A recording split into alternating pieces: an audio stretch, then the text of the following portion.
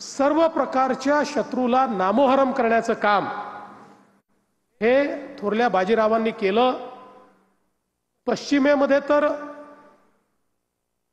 बोलबाला होताच, दक्षिणेमध्ये देखील साम्राज्याचा विस्तार झाला आणि अगदी उत्तरेला आपल्याला माहिती आहे की काबूल पर्यंत देखील त्याचे जे नवाब होते त्यांनाही हरवण्याचं काम, किंवा या ठिकाणी बंगाल पर्यंत सगळं म्हणजे पूर्व पश्चिम उत्तर दक्षिण अशा सगळ्या त्या काळच्या अखंड भारतामध्ये हिंदवी स्वराज्याची आणि मराठा साम्राज्याची स्थापना किंवा त्याचा विस्तार करण्याचं काम हे थोरल्या बाजीरावांनी केलं। आणि त्यांच्यावर अतिशय कमी वयामध्ये शाहू महाराजांनी जो विश्वास टाकला होता त्या विश्वासाला सार्थ करण्याचं काम हे त्यांच्या माध्यमातून झालेलं आपल्याला पाहायला मिळालं। त्यांच्या लढाईच्या संदर्भात, त्यांच्या रणनीतीच्या संदर्भात अनेक गोष्टी आपल्याला वाचायला मिळतात। मगाशी गोखले साहेबांनी जसं सांगितलं की त्यांच्या लढाईमध्ये वेग ही त्यांची सगळ्यात मोठी रणनीती असायची।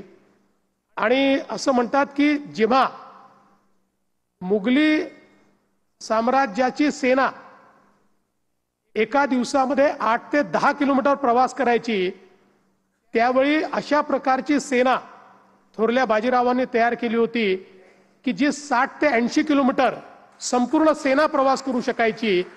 अशा प्रकारची सेना आणि त्यांचं हे जे युद्ध कौशल्य होतं, आपल्याला माहिती आहे की मोंटेगोमेरी, जनरल मोंटेगोमेरी जे एक प्रकारे दुसऱ्या महायुद्धाच्या निर्णायक युद्धाचे नायक ठरले आहेत, त्यांनी जगातल्या योद्ध्यांच्या संदर्भात जे पुस्तक लिहिलं त्या पुस्तकात त्यांनी पालखेडच्या लढाईचा त्या ठिकाणी उल्लेख केला आणि strategically one of the best war अशा प्रकारे थोरल्या बाजीरावांचा उल्लेख देखील त्यांनी केलाय। आणि म्हणूनच खऱ्या अर्थानं आपण जर बघितलं तर इंग्रजांनी आणि त्यानंतर काही प्रमाणात स्वकीयांनी देखील आमच्या इतिहासातल्या अनेक नायकांवर अन्याय केला, किंबहुना आपल्या हिंदवी स्वराज्याचा आणि मराठी साम्राज्याचा इतिहास आपल्या इतिहासातनं डिलीटच करून टाकला।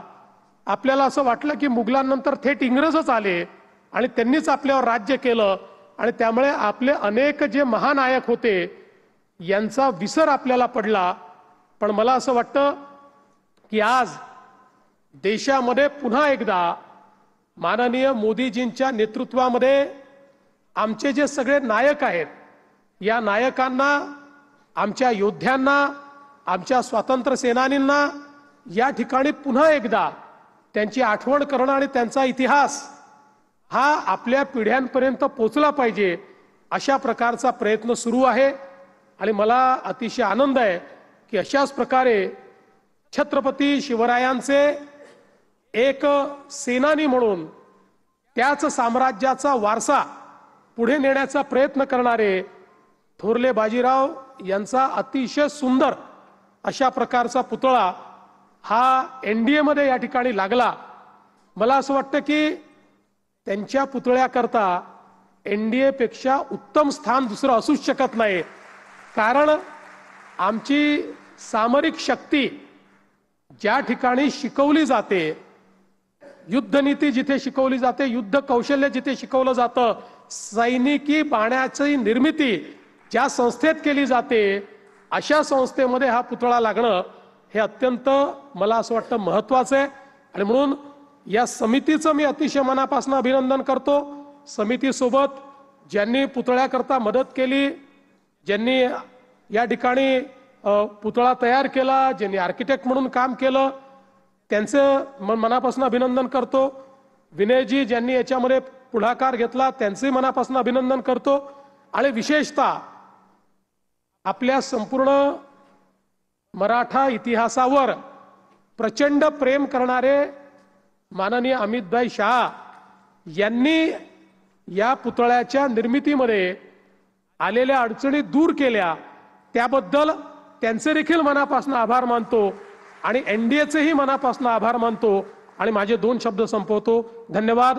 जय हिंद, जय महाराष्ट्र.